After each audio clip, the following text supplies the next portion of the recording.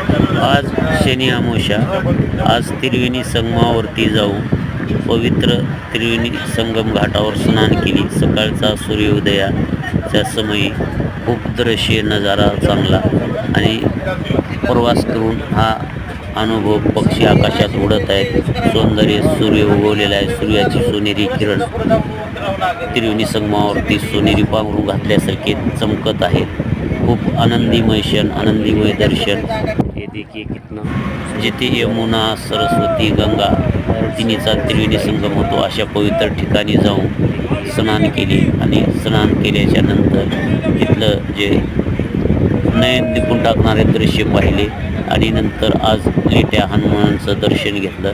ह्या माझ्या मराठी ब्लॉगमध्ये त्रिवेणी संगम घाट आणि 3 नद्या सरस्वती, गंगा आणि यमुना यांचं त्रिवेणी संगम आणि स्नान याबाबत दाखवत आहे। हा व्हिडिओ शेअर करा, चॅनलला सबस्क्राईब करा। मराठी ब्लॉगमध्ये मी दाखवत आहे माहिती।